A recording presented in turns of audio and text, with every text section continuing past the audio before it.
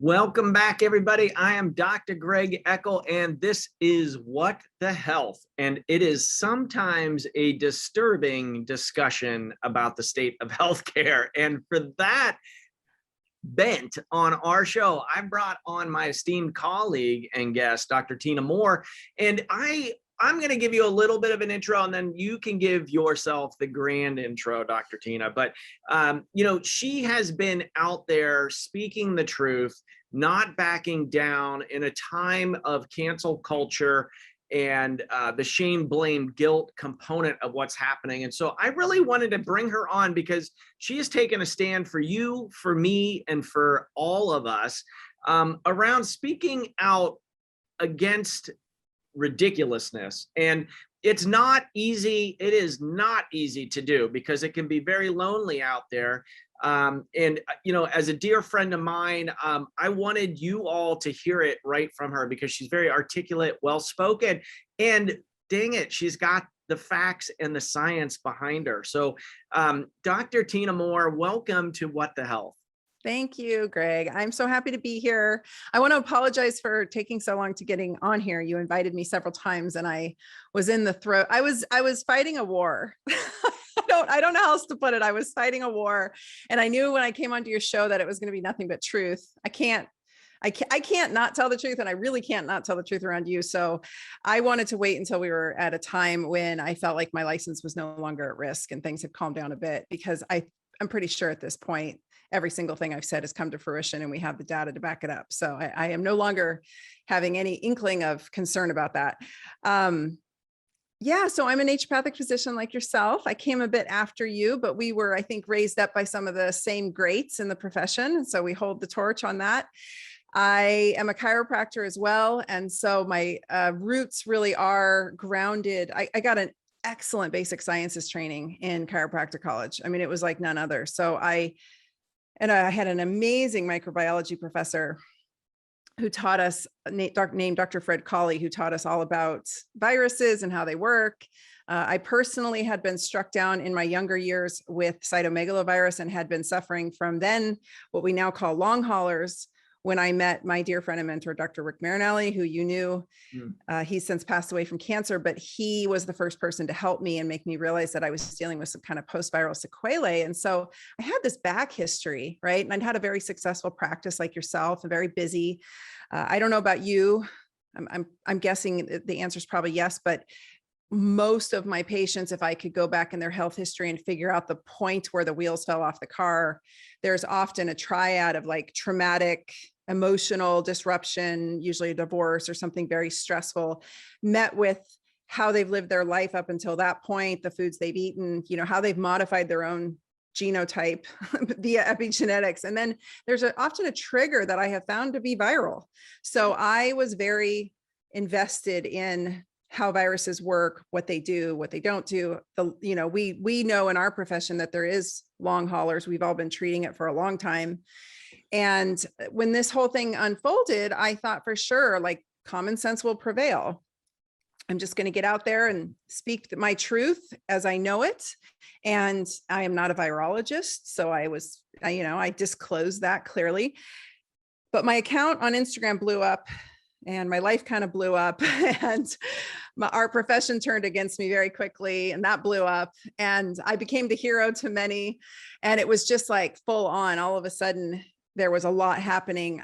There was a lot of doxing going on from, I have now figured out, I'm very sure it was from the far left. There were plants and shills put into social media to discredit any of those of us who were trying to be helpers. Any of us trying to shed any truth and light on being helpful.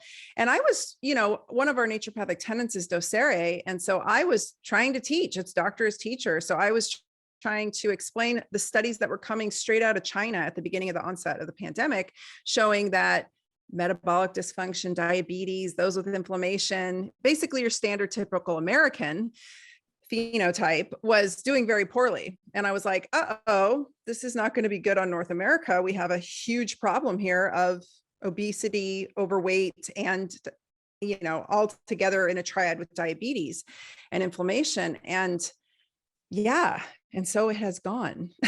And so here we are.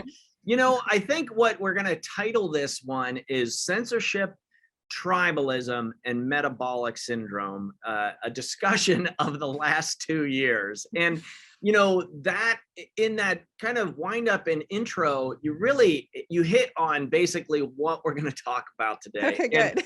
And it is, I want to start on, before the show, you were talking about the censorship and a clear timeline and some things that have come to light recently. I don't think a lot of folks understand how much censorship is happening right now. It's huge. And why, you hear over the last 2 years, well, why aren't more doctors speaking out against this, right? And you said it like you were fearful for your license. I was fearful for my life. Yeah. I was getting death threats from Antifa members. So, to the point where I was trying to speak out at rallies just on giving them stats that I pulled off Google, just straight up off Google. Like if you put in US COVID stats, Google, and I was sharing stats, numbers, math, basic math. Yeah. That's all I would do. I wouldn't talk against the vaccine. I wouldn't talk about any of these things at these rallies because I would just, we have a level of professionalism to uphold, but damn it if I'm going to lie or be silent. I have a platform, and what the hell is the point of a platform if you don't use it in times of injustice, right? So I'm an older woman. I was out of practice clinically. My income was no longer contingent on my license or my practice, but I would like to keep my license. I'm very proud of that license, and I'm proud to be a naturopathic physician. So, I was walking a very thin line. Fortunately, I have to say our board, our naturopathic medical board in Oregon, has been awesome. They've given us a lot of freedom to treat COVID patients. They've allowed us to prescribe things like ivermectin. They've really doubled down on our First Amendment rights of free speech. And so I have to give them props, to be honest. I feel like we are the one profession in Oregon that's been allowed to treat COVID patients with what we need, the tools that we need to, or that we feel as the doctor-patient relationship we deem necessary. But the censorship piece on social media, interestingly, it was our colleagues who first came at me about that when I was talking about being censored. And I was really getting gaslighted by them and a lot of other people saying, oh, you're just trying to market, you're a marketer, you're just, because I teach marketing. Right. I teach marketing to doctors, right? So I'm a marketing coach. So you're just marketing. And I'm like, no, I just happen to have an array of platforms to move people to, so I can actually tell them the truth. I just know how to use the online space, technology efficiently. Right. And so I was trying to get people the right information, and I couldn't seem to find the right platform for it. And of course, people love sensationalism on both sides. And so, in comes the other side. And it was so weird. I mean, I was early on, I was like, they were like, you've been identified as QAnon. And I'm like, I don't even know what QAnon is. Like, I had to go ask people. And when I talked about it, I said, does anyone know what QAnon is? Like, I didn't even know what it was. Yeah. Well, it's like, it's the tactics of propaganda to other people, right? Anytime, it's kind of what I teach my children this, it's like, wow, like if you get attacked, and it's not even about what you're saying, it's just, oh, well, you're associated with this group, or you're anti-vax, or you're QAnon, or your conspiracy theory. I mean, it's like, well, what actually is she saying to, like it gets lost in the message of like, oh, well, I don't need to listen anymore, right? And it wasn't just you, it was across the board. I mean, I had people sending me like, how to know if you're in a cult. And I actually read it, and I was thinking, well, this actually applies to you who sent it to me, because you have done every single thing here. And so that component, like even from, I mean, the amount of censorship of, where I am not using Google as a search engine anymore, because they're totally biased, and they cut natural medicine out of their algorithms, right? Yeah. So the whole purpose of my platform is to bring people information that they're not getting from anywhere else. And if it hasn't been truer than in any other time of history, is the emperor wears no clothes. And, while we have to duck a bit so that we can still utilize these media outlets and kind of the infiltrating the system, so to speak. So for finding those people that will listen, right. I gave up on, well, I'm not going to convince anybody of anything. I don't think that you're into convincing anybody of anything. You're just about educating. It's the other banner that I've seen is, oh, well, science is real, as if it's an end product, right? Like, like it is such a banner for, oh, I am not going to listen because of science, right? I get into an argument in my lobby with a physician. She's wearing her mask downstairs, and the mask mandate is lifted in Oregon. I said, oh, it's so great.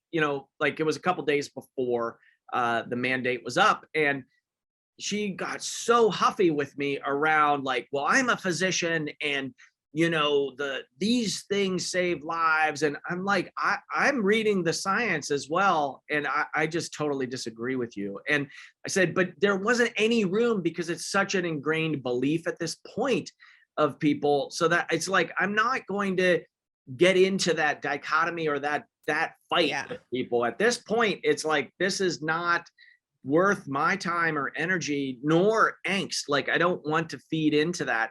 So that censorship component, like, I just give you big applause for, standing your ground, and really, I mean, you've got some thick skin, Dr. Tyna. Like, you were just like, no, I'm speaking the truth. I'm, might be that punk rock background of yours. They had no idea who they were messing with. That was the thing. The more they pushed me, the more I was like, oh, I know I'm right. The way that I was attacked so viciously, it was like yellow jackets ascending, like I had just stepped on their nest. And it was coming from our profession as well. It was coming from colleagues we know who are MDs. And I'm like, did y'all get bought off? Like, what is going on? We were in the same classes. We were in the same board exams. Like, I sat there while we learned the same information. So I was very confused. And that's when I stuck my heel in, and I was like, no, you keep trying to silence me and you will just create a bigger monster. I will continue to speak my truth, and I will continue to do so from a place of knowledge. I reference and back up everything I say with studies and data. They're just clearly interpreting it differently. Maybe they didn't learn how to interpret in the first place. One of our colleagues, so I shall not name, she said, I thought I was medium smart until this all happened. And I realized that we're exceptionally smart people for being able to see through, or I don't know, is it a genetic thing that we just don't, you can't blind me. I will say this, I came from a background of pretty severe abuse from a family member. I have been in marriages with narcissists, heavy narcissists. And I have studied marketing. I studied propaganda deeply. I was very much interested in World War II era Germany, because I had a Eastern German history teacher who taught us all about how to identify propaganda. And he came out of East Berlin. And so in the early 90s, that's who was teaching me US history. And he was showing us German history books, which were very different than US history books, very different story than we were taught. And that's when it first occurred to me that, like, oh, our government lies to us. This is all indoctrination. School is just indoctrination. And I realized that when I was like 14, 15. And so that's where I was like seeing the propaganda come out from the media sources, from the public health system. Numbers were not adding up. I'm like, I can do math, you guys, this math isn't adding up. Yeah. And that's when I doubled down, and I vowed I will show up every day and speak the truth. And if they want to silence me, they're going to have to kill me first. That was pretty much. Let's not, we're not welcoming that in. But that component, it gets into this whole concept of propaganda, because that where we're seeing, tribalism and cancel culture. And it's like this mode, it is total propaganda coming at us. And I think now more than ever, the public, we're at a very low level of trust. And it's like, who do you listen to? How do you know? How do you discern what reality is, right? Because we have this talking box out there, the television, which is owned, most of the media is owned by like 6 individuals. So it's like, that is not truth. And there is a lot of money behind that, right? When you look at how much big pharma is basically subsidizing that message, you can get into like, well, what is it? I'm not going to throw it all out, but at the same time, if that is where you are getting your information from social media and from mainstream media, it's really hard to discern. It's like, I had my kids saying, well, the World Health Organization and the CDC, Papa, are saying this. Like, why are you saying it differently? And I wasn't brave enough to speak out publicly because of I have a clinic and my license and my livelihood depends on it. And so I did things like informed consent and, kind of those educational components of not really going up on high to say it. So I really, again, why I wanted to bring you on and share you and your being with the What the Health listeners is like, you're brave, you're courageous, you're a truth speaker. And, we'll have how to follow you in the show notes, because, if you are looking for a trusted source, Dr. Tyna is doing that for us. And so this component, though, because you said you really dug in and really started getting back to some of your social studies roots of undergrad around tribalism and propaganda and what that looks like, because it does not feel good out here when you are trying to speak the truth and you're like the lone target, right? I'm guessing, you probably had people private direct messaging you saying, thank you. You're thinking like, well, where the hell are you guys? And I apologize for that, but I tried to give you as much support as I could. Oh, no, behind the scenes. I think we all hold the line in the best way we can at the time, right? And so you're holding the line in your own way in your clinic with your patients, which is how it should be, right? You're giving your patients factual information so they can make educated decisions on what's best for them, and you're helping guide them on that. That's how medicine should be practiced. And I don't think that a lot of doctors are even doing that anymore. They're just going along with big pharma. So I commend you, because that's still putting yourself in a risky situation in these days, in these times. I think that, well, I knew something was up when it got to a fervent pitch right around the elections, the presidential elections. And then it just quickly dropped off to a quiet roar, dull roar after the inauguration. Once Biden was in, everything went whoop, all the hate attacks, all the doxing, they would come in like, I'm not kidding, like a wolf pack. And you're just going, what the hell? And I had a few different accounts that were huge come at me, come at a few other folks that I know of. And since then, in the last few months, all of those accounts have disappeared. I had a friend who had it on Good Word. She used to work for the CIA. She called in a favor on one of the accounts because all these people you couldn't really identify and you couldn't find them anywhere on the internet to like really validate what they were, what their bios said who they were. Yeah. And one of them was a literal shill from the left, from Biden's administration. So I'm not dissing the president. I don't care. Like, I think it's two wings of the same bird politically, but the point is it has come to fruition. And just yesterday, one was actually brought up on a Substack. A journalist on Substack wrote up one of the doctors who came at me hard, and she turned out to be a complete fake shill. And since then, all of her accounts have come down. She's been written up in the New York Post. Like, wow.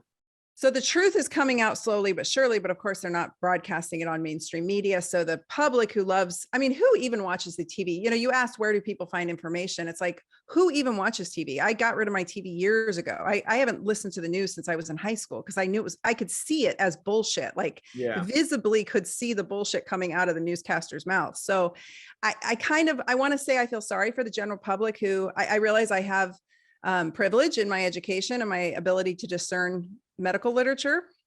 We both do. We also, went in $500,000 in debt to get there. So I don't really call it privilege. It was called busting my ass and going into massive debt and having a different life because of it. Yeah. So I realize that. And I do feel sorry for people who can't read studies, but I also think that learning to read a study is an act of discipline. And anybody can learn to decipher science if they want to. And it's very clear to me that people were not paying attention in high school biology because most of this was covered there. Most of what I share was covered, common sense was covered in high school science, which people were obviously not paying attention to because here we are. Well, at what point, like, where did it go? Like, what was where did it bifurcate? Or like, what, it seems so insidious that it's like, wow, you look back really over the last 30 years, it's like, oh my gosh, this has been going on for so long Yeah. that now I'm just maybe of the age where it's like, okay, I've seen it enough where, and this one was just kind of hit home because it's in my topic of, you know, what I dedicated my life to. Right. That I had more certainty that, oh no, this is actually happening. Like, there's a lot of lies coming out, and there's a mob now that has a belief. I mean, we're seeing it now where the mandates are down, and I'm all for medical health freedom. People can have the choice to wear a mask, but it isn't actually doing anything for them. So it is, and that's really upsetting to people, right? I mean, they really get fired up over that. Yeah. But there's over 1,500 studies that show that, and they prop up two that actually weren't good science as to why we're mandating. It's like we've got these policies that were instilled and mandated on American public came from China. I think it's control, and I think it's political. I think at the end of the day, this is not about a virus. I think this is all about politics. And what's the long game? We could speculate. We probably shouldn't talk about it out loud here, but I think the long game is really, that's in my head. I've understood what the long game was from the beginning. And so this is not about a virus. If this were about a virus, it would have been public health sentiment would have been based in health and there would have been health policies around being healthy, but that's never been discussed. It was just wash your hands, stay locked up, use plexiglass. I mean, the fact that humans actually believed, well, I knew something was wrong when I made a video very early on. I had a few early videos that went viral, and one of them I said, everybody's going to get this virus. It's aerosolized, and people flipped out. No, it's droplets. And I'm like, if you have a hard copy textbook about viruses, particularly coronaviruses, or you look at see, I do use Google, and I do it on purpose because if you scroll past page 1, you can find your answer to anything. Right. They just enough people haven't clicked on it yet to make it disappear, right, from the interwebs of Google. Yes. So just put in, virology textbook, and boom, there it is. Yeah. Coronaviruses are aerosolized. They're super tiny. They're smaller than influenza viruses, and they're aerosolized. And so people would flip out. And I'm like, so if you go in an elevator and somebody's been in there 10 minutes earlier and they were sneezing and coughing, it's still aerosolized in the air. It wasn't like sputum droplets that were giant. When do you walk around and see droplets from people's mouths, right? So yes, when you walk in the elevator, you will be exposed to the coronavirus. Everyone's going to get it. The studies on SARS-CoV-1, they found in wings of hospitals across the hospital that away from the isolated ward of COVID, or, it wasn't called COVID then, it was called SARS-CoV-1. There were people getting the infection and getting sick through the air ducts.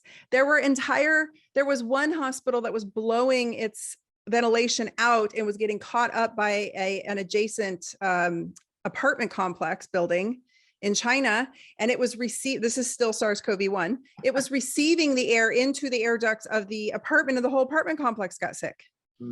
This stuff is aerosolized. And the minute that they were fighting me on it, or the news was lying about that, and everybody was lying about that, I was like, something smells way off here. This is not right. And then we knew that those with metabolic disruption, which is 88% of America, according to studies going back to 2017, I believe, 2018, that we've got a problem. And so I was like, hey guys, you can implement some simple strategies to improve your metabolic health, and it will significantly improve your immune response. And this is a super survivable virus. It's particularly rough on those who are severely old, like pretty severely old, but it's kids. You have a higher chance of getting hit by lightning and dying than you do of dying of COVID as a kid. And we've just approved remdesivir for babies, and we're vaccinating little ones. And I'm just like, when did adults start using children as human shields against their poor lifestyle habits? Yeah, this was the first time in history we had the elderly asking the youth to sacrifice. It's backwards of what just happened here. And of course, we have then the youth that are collective in nature, wanting to take care of everybody, saying, okay, we'll take it. But it was, I just don't even know where to go with that one. But I want to come back to the state of the union as far as health goes. Before we move off of censorship, there was some stuff that happened in Oregon specifically with Federal Trade Commission and Department of Justice, just to share the level, right? It wasn't just tribalism of attacking, social media mobs. No, we actually had institutions that came after doctors, educating their patients about what to do around viral illness, right? Right. And we know, right, as NDs, how to help people. We're not treating, preventing, or curing anything. We're treating the individual. We're keeping the individual healthy. We're helping the individual be nutrient dense so that viral load stays low. We're helping the individual stay healthy so that their immune system doesn't go wonky on them and turn into a cytokine storm and melt them. We know how to do that. That's what we do. That's what we do all day for our patients. That's what I have known to do for over 2 decades.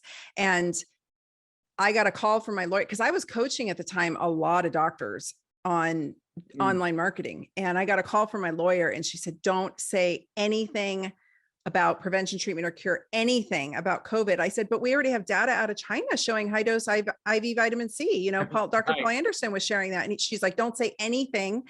We're getting, some of my clients are receiving letters from the Department of Justice and the FTC in Oregon.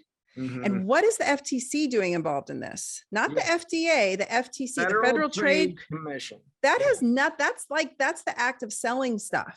Right. So that's the organization that handles that. So she's like, it's very weird. I don't know what's going on, but I'm dealing with like 2 or 3 investigations right as we speak that just happened. People you and I know, and she didn't give me names. You could just go to the website and look it up. And I was shocked. And so I told my group of doctors that I coach, I'm like, keep your mouth shut. Some of them were very upset with me. And I'm like, and they even, that was the thing. It was like, this group thinks I'm making shit up and being overly, zealous. And this group thinks I'm making shit up and being overly, and all of it. And now that we're 2.5 years later, I was like, I was right on all counts, you guys. I was just trying to help you. Yeah. It's like the age old, wounded warrior journey of like, you're trying to help and you're getting just mauled. Yeah. And you and I know this from practice. I think some of the lies that have come out in the last few years, I'm glad people know about the Rockefellerism on medicine. I'm glad that people are starting to open their eyes and realize that the allopathic model has been, deceptive in many ways. And the pharmaceutical industry is maybe not to be trusted.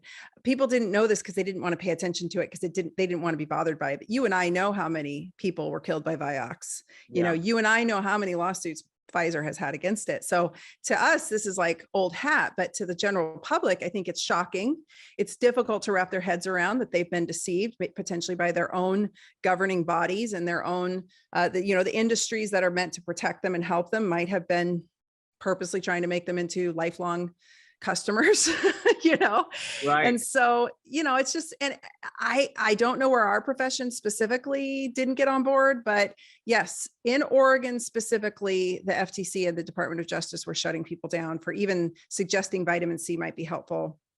It started very early on the social media platforms as well. And I heard about it from friends and colleagues who had huge platforms for simply posting a study showing that vitamin D was showing some efficacy against COVID, or vitamin C was showing some efficacy. And they lost their entire, like hundreds of thousands of people. They lost their entire Facebook following. They lost everything. And that was very early on. And so I was trying to tell people about this, saying, hey, censorship is happening. And they're like, you're just, you're a white supremacist, Trump supporter, racist. Yeah. And I was like, what? Yeah. Like, what does that have anything to do with the fact that my friend just lost like 500,000 followers, and he got locked out of his Facebook and he can't do business for posting a study, an actual, and these studies were in like British Medical Journal, JAMA, like reputable journals. They weren't made up. And so that component around, it was about saving lives, right? So now we're seeing some of the stats come out, like 85% of the deaths could have been prevented with early treatment, and actually a discussion around prevention. And that's, why I started out saying the emperor wears no clothes. If it's not as clear as mud now, like that, it isn't about saving lives. Like there's the propaganda saying this is all like, we're going to put everything in an untested experiment like that. Like what level of infiltration has occurred where these institutions are sullied now. Like there's no trust in public health. The big institutions worldwide are, they just have lost all credibility. And for good reason. I never trusted any of them, and I certainly don't now. And, I mean, it's too bad. Again, though, I knew and maybe it was the music I was listening to at the time period I grew up in, I knew when I was 14, 15, that I clearly remember waking up around 14, 15 and just screaming at my parents, being like, adults don't know what the hell they're doing. This is all that's the youth of every age. Like that's a normal youth component, I think. You and I, but I don't think a lot of people went through that. How many of your actual, not your friends, but how many of your actual high school colleagues were rebellious? There was probably just a small group of you. Yes. And those, and those people hopefully are the ones who are awake to what's happening right now. Like some of us can just see the matrix, and others of us it's true. Let's talk about it though. Because this early treatment, there are effective treatments out there. We have tons of research there. Ivermectin got vilified. Vitamin C, so we don't treat illness. So we will make a big asterisk just so that everybody knows that we treat people. Right. And our belief system is that when you increase your own innate intelligence to create health, you're not hospitable to viruses or other illness, right? So that's an underpinning of this medicine, which is very different than even functional medicine doctors or functional medical providers that have a different foundation of understanding. This is a naturopathic component and a chiropractic component of the innate intelligence of the body and how it heals.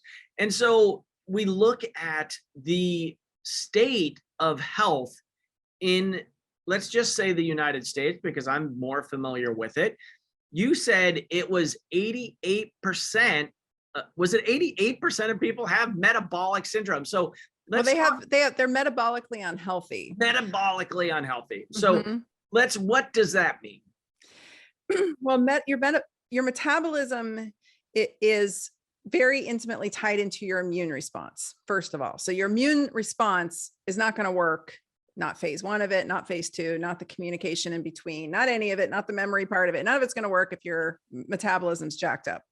And in fact, what we saw with COVID patients early on was they were getting sick.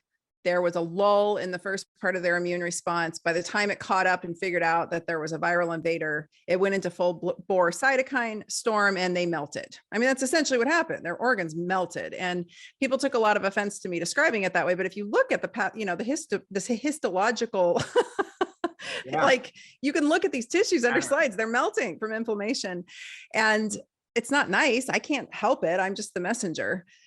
I'm not trying to be trite about any of this. It's very frustrating to me. I think hundreds of thousands of people did not need to die had we handled things differently. But anyway, metabolic health is your blood sugar handling at the end of the day. How are you handling the food you're putting in your mouth? And we eat the standard American diet. It's crummy. You and I you've been in practice longer than you and I have been dealing with this forever, right? You run labs on someone, you show them they have metabolic dysfunction. Almost everybody has metabolic dysfunction. And you tell them, this is what's leading to your dementia, or this is what's leading to your joint pain, or this is what's leading to your, it's all the same thing. This is what's impacting your heart disease, your high blood pressure. This is why your gut is a mess. This is why you can't lose the fat. Whatever their complaint is that they come in with, there is always usually an underlying issue with metabolic health that needs to be addressed, or at least spruced up a bit. And they're always shocked when I tell them they're sitting on the edge of diabetes. They're like, what are you talking about? I'm 40 years old. How is that possible? And, and it's as simple. Honestly, I think the easiest way to assess one's metabolic health is just to take your waist circumference. Your waist circumference is it. Like if that's off, and this is what I told patients, and this is 10 years ago, if your waist circumference was elevated and you had a little bit of a blood pressure elevation and you were not actively lifting weights, I could more than assume that those labs were going to come back with some sort of metabolic dysfunction, right? Like pretty pretty standard. Yeah. Sometimes I was surprised, but not usually. And it's not sexy medicine, right? Like there's nothing, it's like foundational stuff of like, oh, what you eat matters and you have to move your body and lift weights, like and sleep. And sleep, right? So some basic things like we want clean water, air, and food, which we don't have Right. because of policies, right? So like as naturopathic doctors, we're charged with addressing the root cause of illness, which is like farming policy and emissions from industry. And, like, so there's things that you aren't controlling as a person on the planet, but there's a lot that you can control on the planet. And as a human, we haven't really been taught how resilient we are and actually how powerful we are, because our bodies can overcome, we can live with all of that. But when you hit the tipping point, like here, you see, oh, you are tender, ready to go for any virus coming in here, that your immune system will overreact because you're not metabolically fit, and then you're going to die from a virus, right? Yes, that's it. And that, what we weren't allowed to educate people about that. Like Right. that to me is criminal on the highest levels. And though unfortunately, I don't think those people will wind up in jail, but they should. And I spoke on that publicly every day on Instagram. Every day I came to the platform with that message, like you're Tinder basically. And people would get so mad at me and say, well, what about the people who live in food deserts? And what about the people who don't have access? And what about my dad who works 3 jobs and lives in India and doesn't have time to exercise? And what about this? And what about that? I'm like, dude, I can't save the world. I'm just trying to educate you on how to make yourself more resilient against being Tinder to a virus that's going to light you up. And basically the word is how to take responsibility for yourself, because ultimately we know all of the great traditions, you can't change anything in the world. You can only change what's up in here. And so, like, again, a part of this platform is educating people on how to make the choices for them that then helps their family, that then helps their community, that then changes the world. Like that's my aim. It's why I get out. It's why I thank people for coming and listening to the show, because this is what I want to bring to you is actual truth of, it's not coming from policy. The government isn't going to save us. The government at this point is for government's sake. Like, call whatever on the political spectrum you want. I am in downtown Portland where somehow the culture became woke and found myself isolated, where I thought, oh, this was a great place to go in the early 90s to retire early, right? Like the theme of the Portlandia show. And it was like that. But now you go out there and it's like, what is going on here? Like the worm is now in the brain. And so this aspect of the ill health, people don't understand. We have a diseased, sick society. And that is where we need to change. We're shuffling the chairs on the Titanic when we're talking about keep us safe. It's like, that's absurd. That's an absurd concept. It's been absurd. You're right. It's been ridiculous. It's been just utter insanity. That's what every single day I am.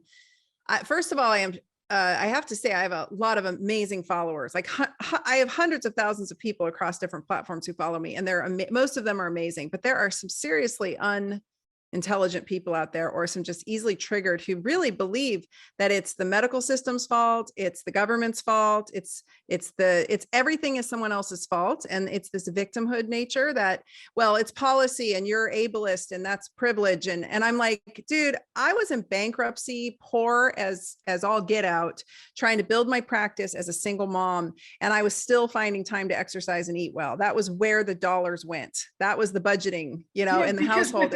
Without the sanctity and the integrity of the vessel, we don't have anything. I mean, you ask anybody, when you don't have health, nothing else matters. Nothing. And so I think it's that responsibility that I think we all encourage, where of course there's injustice and there's systemic, racism and all kinds of things like that do exist. So we're not saying that doesn't exist, but to just point the finger over there, like saying that that's the cause of it, always is missing. The change isn't going to happen, right? We get Mahatma Gandhi saying, be the change that you want to see in the world. Like, that's the only way it's going to happen, is internally you do it. Like, unfortunately, it's not sexy.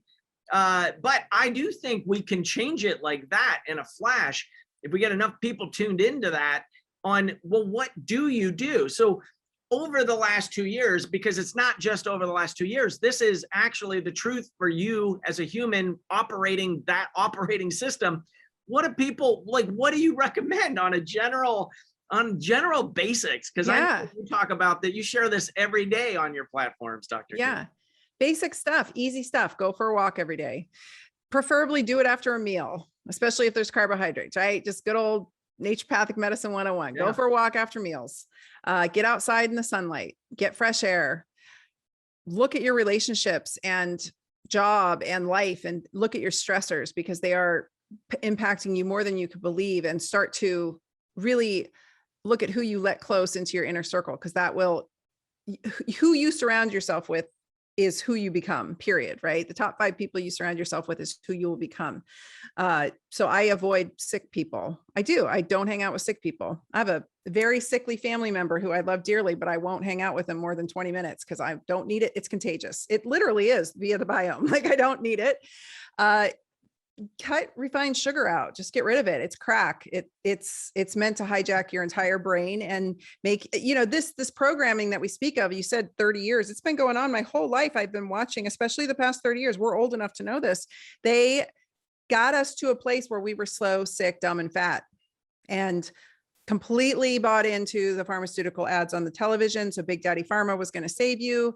Nanny government state was going to save you. They got everybody bought into this prior to the launch of the situation. And so it was really easy to convert everybody's brains quickly to, via the fear factory narrative of propaganda, because everybody was already slow, sick, fat, and dumb. And I don't mean any of that derogatorily. It's just really humans in general across the globe at this point are in an atrocious situation. I think this was a moderate virus that our forefathers would have handled just fine. But humans as a species were too sickly to handle it. I would add in their strength train, right? And people say, I can't, how dare you say that? I can't afford anything. And I'm like, fill some milk jugs up with water, fill them up with sand or dirt. You can get playground sand for $2 a bag at the store. There's ways to find things that are heavy to pick up. There is so much information on the internet. It just takes you sitting down and learning and committing yourself. And this as well as I do. We each have our own books out, right? How many of our patients actually ever read the damn book? Nobody reads the book. Everybody takes the book and nobody wants to sit down and read. Nobody wants to sit down and watch the free portal of education I send them. Nobody wants to sit down and nobody even wants to look past my post and read the caption. Why do you think that is? Why programming? That? Yeah. But people have been programmed to be dumb and they've accepted it. If you spend too much time on social media and then you turn around and go to read a book, it's for a minute, it hurts my brain. I have to sit there and be like, okay, I have to read this paragraph. I actually had to get off all social media. It's not healthy, right? No. I mean, it is, I just can't check in. I have my team helps post on there, but it isn't healthy because it is programmed to create dopamine, and your attention span starts to change. I was finding myself irritable, depressed, upset, angry, like manipulated emotionally. Mm-hmm. It was like, oh gosh, like I want to use it for good, but it's really, it's trash. Social media is trash. A 10,000 engineers on the other side of that screen that have studied how to manipulate the human. And, you look at, I think that the younger generation, I have children, you have kids. It's like they're on it all the time, and they're, and in the arrogance of youth, and I admit I was there at one point too. We knew it all, and they know it all. They're like, oh, we know that that's happening and we can handle it. It's like, yeah, no, I don't think so. It's terrible. Yeah. It's just trash. It's programmed trash for the brain. There is a book out called The Coddling of the American Mind, and it's written by 2 professors who explain how this happened. And it really started on college campuses in around 2013, which is when the iGen generation came to college age.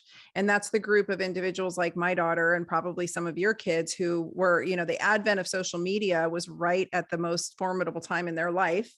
And so they would have entered college at around 2013 or so. And Yeah, that's where we got cancel culture, we got tribalism, we got, bad versus good. Intention is no longer considered. If you happen to just fumble some words out of your mouth, if they are perceived as violence by another, you are to blame regardless of whether you intended them to be that way or not. This is the culture we live in, and it got us, it started very clearly in 2013. It escalated during, of course, Trump coming to office. Things got really messy, both sides, extremism on both sides, and led us to where we are today, where this was just the society was a Tinder, just ready, like just needed a match. And, human beings as a whole were so volatile. And these ideas have permeated across the globe by now, or prior to COVID, they had made their way across the globe. And so cancel culture, is a big one. I think I coach doctors in marketing, and, you had to go online. That was kind of part of the job. You had to go online. Right.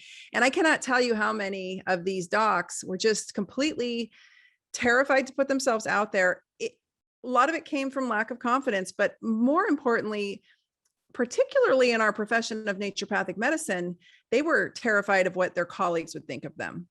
And how their colleagues would respond. And whenever anyone listening who is an entrepreneur who's had to put themselves out there knows, your friends, colleagues, and family attack first, right? Always expect it. It's a given. They're not going to understand what you're doing, and they're going to come down on you on the hardest, right? They're going to critique you the hardest first off. So that's very interesting. And our profession, I think, is wrought with that at this point. We didn't used to be like that, but we are now. And so putting yourself out there with a differing opinion often leaves you alone, and human beings are tribal by nature. We don't survive unless we travel in packs.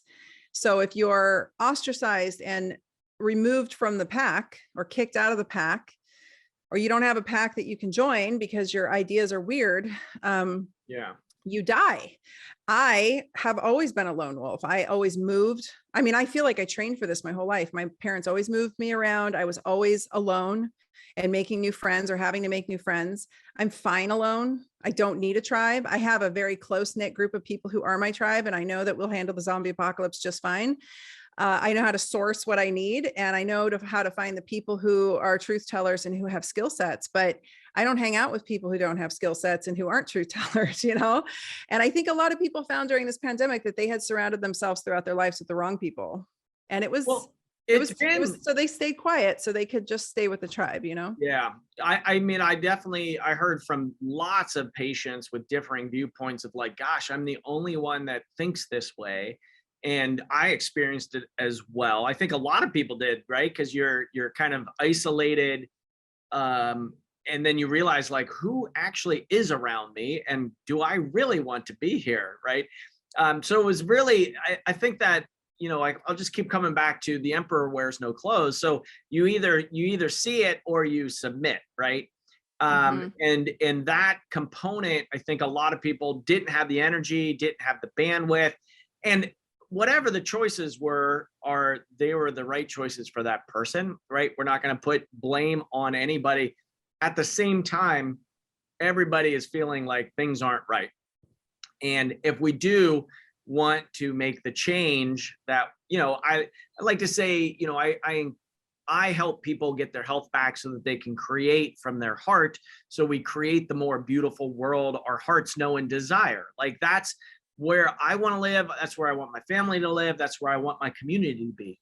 And there aren't a lot of people taking a stand for people, right? This concept of, and I heard it so many times, of like, for the collective we have to do it for the collective we. And it's like, but if the collective we doesn't include me, that's not okay. Like, where did that, like, there's this kind of this tribalism, collectivism of we're doing it for the greater good, but we've been sold the wrong thing. Like, we're seeing with people with getting multiple boosters, it is wrecking their innate immunity. Like, I think now, a booster gets you 28 days of potential benefit. 28 days. Like, what we're talking about is taking responsibility for your health and having a lifetime of benefit for that in a myriad of ways, right? So this component around, I guess you touched on a couple points that I want to come back into, but you were talking about the tribalism, the fear programming. We also kind of laid that out before we got on the show today of, now, I mean, we have like the British government saying they admit they used too much of psychological treatment on the people of the UK, which also spread to the US and all of the EU. Too much psychological treatment. So they are using psychological operations to manipulate people's behaviors, right? And they have admitted that. That's in the news. It's published, printed in papers. That doesn't get reported on mainstream media. And people don't understand like that. We're up against some significant programming. Yeah, it's true. And it happens quickly. It takes about 2 weeks so the fear hit, the watching the news and the cases and the fear factory that people could tune into every night on their nightly news and the ticker and the, numbers. Oh, I only saw it twice at my mother-in-law's house. And I was like, this is ridiculous. Like, I can't believe anyone's falling for this, but man, people were in deep by then. What people don't realize is that the same company that owns Fox News owns CNN.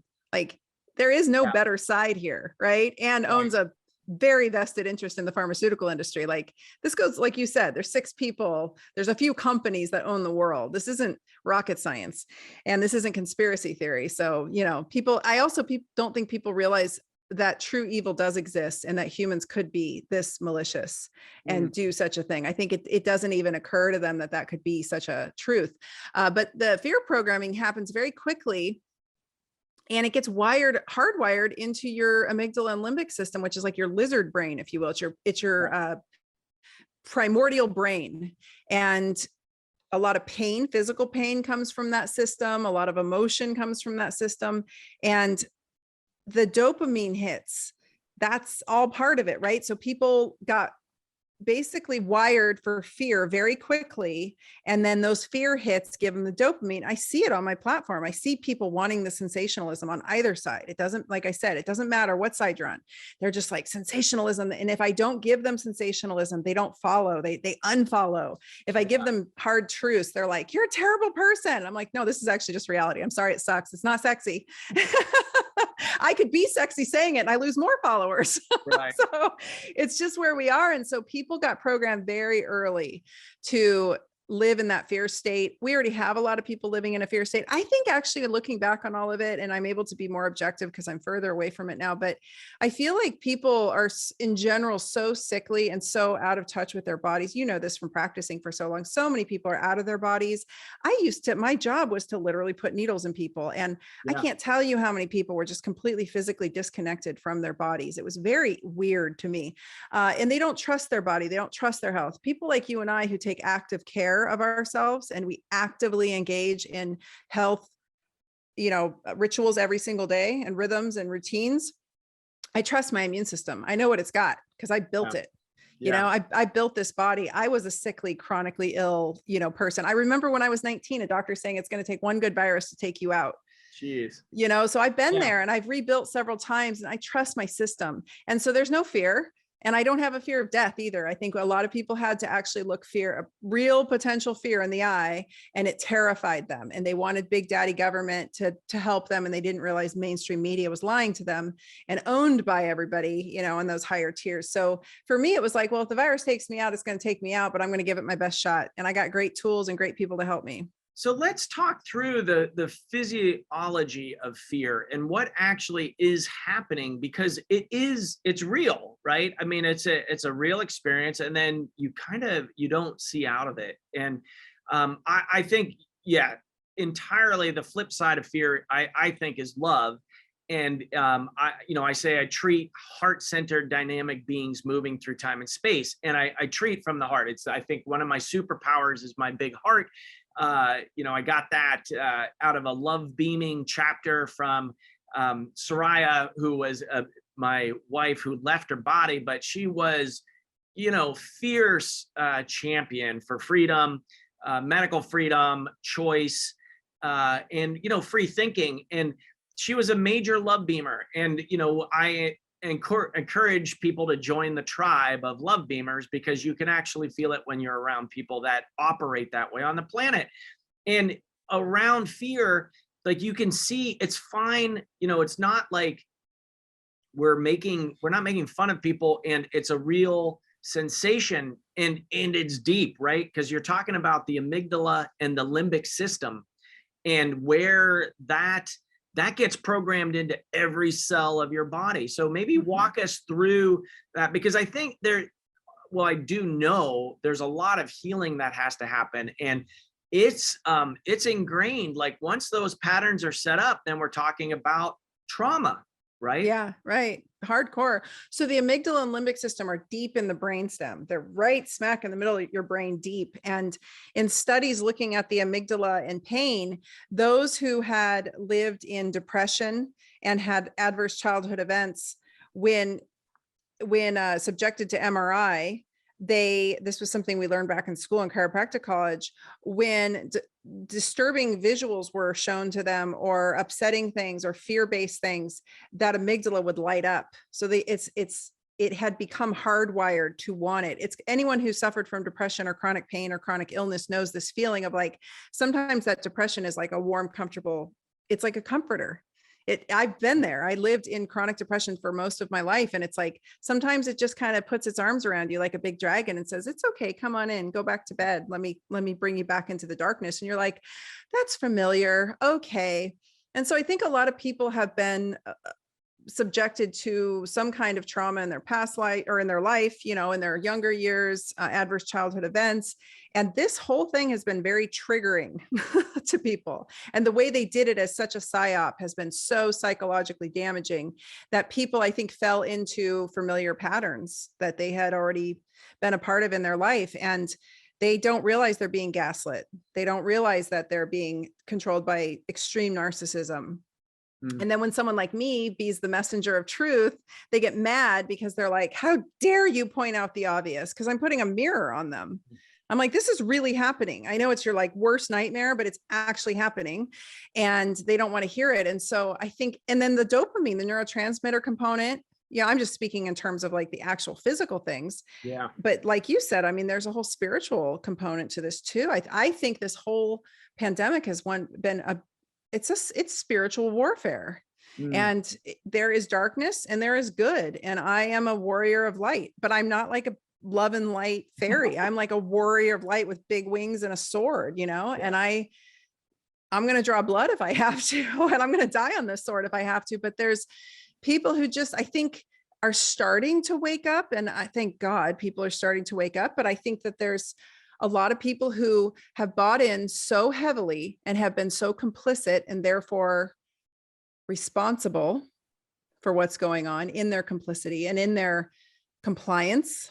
So I want to say, oh, it's okay, Mrs. Smith, that you were so compliant and you just did everything because you're a rule follower. But I actually think it's the rule followers who got us in this pickle in the first place. If so many people hadn't just bought into what they knew in their soul was wrong and off, we wouldn't be in this position. And that's not even to speak of the actual physical consequences and fallout of what's happening with the vaccine, which we don't have to get into, but it's real. And I talk about it on my blog, which I'll share the link with. But you know, there's going to be some serious fallout. And then there's the whole thing that I keep seeing in Portland of like grown adults with no mask on because the mandates have been lifted, and we've got little kids wearing the mask like some kind of binky, some kind of soothie. You know, it's like the little, you know, the young boys you see who won't take off their Spider-Man outfits, and there's some therapy that needs to happen for them to actually show their faces. The same thing is happening with masks. Kids are terrified of breathing because they've been programmed that they're going to kill their grandma. I mean, it's psychologically we are going to see. Who knows? I am not excited for the next few decades on what we're going to see. And then the low-grade hypoxia that's been induced on these brains has caused, I believe, low-grade brain damage. Low-grade hypoxia, you've seen it with patients who are severely anemic. I've seen complete psychotic breaks in patients who were severely anemic because of the low-grade brain hypoxia that's occurred from the anemia. And the minute you make them iron replete, they psychologically balance out, right? And so there's ties to schizophrenia there. There's all kinds of things that we're going to see from children and from adults that it concerns me. I don't know if there's going to be like a great recovery from this. Not to be negative, but it's, no, that's fine. I'm a radical optimist. you're a So, hippie. so we will, I truly am. I know. That's why I love you. Very grateful for that. So in the closing component of our podcast today, what are some steps that people can take? Like we brought up, I like this word responsibility. And we are responsible for this space here. And so taking control, the components, like I know for me, getting into an exercise regime, I have to get back on the horse continually. It's not like you just start and now you're golden. It's like, no, life happens and you get busy and you fall off the horse, right? So you have to get back on the horse. So how do you coach people, or what's your suggestions to get people kind of started? Like, let's say we're in couch potato mode. Somehow we fell off the horse, and you're hearing this discussion with Dr. Tyna and Greg today. I always say pick 3 things and put sticky notes around your house with those 3 things and try to narrow them down to 1 word. So for sugar addicts, sugar, just put the word sugar on there.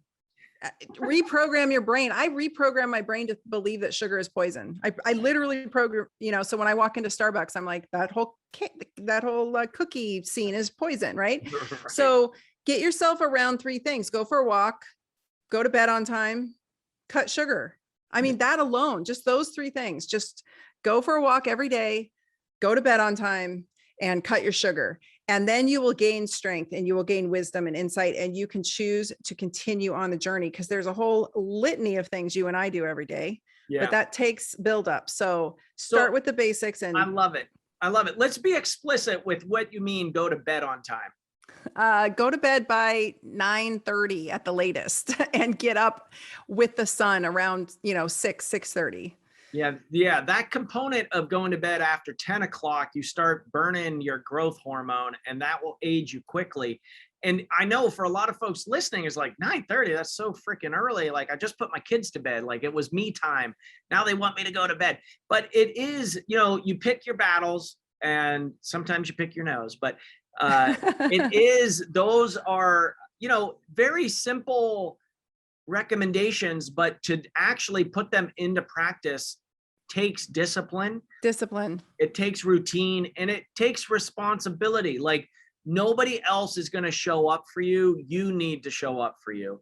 And we know that now more than ever.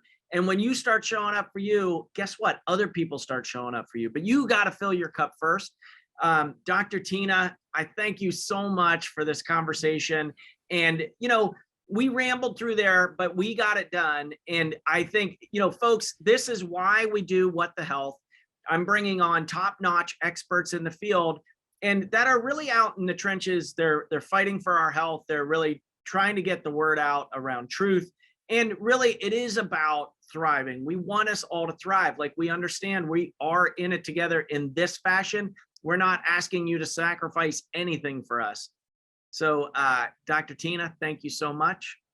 Thank you so much for having me, Greg. It's always a pleasure to talk to you. If people want to hear more, they can follow me on Instagram and check out my podcast, The Dr. Tyna Show. Awesome. And get their facts and become educated and empowered. And I appreciate you having me on. I'm putting your contact info in the show notes. Definitely check her out. Listen to her podcast. She's out there educating every week.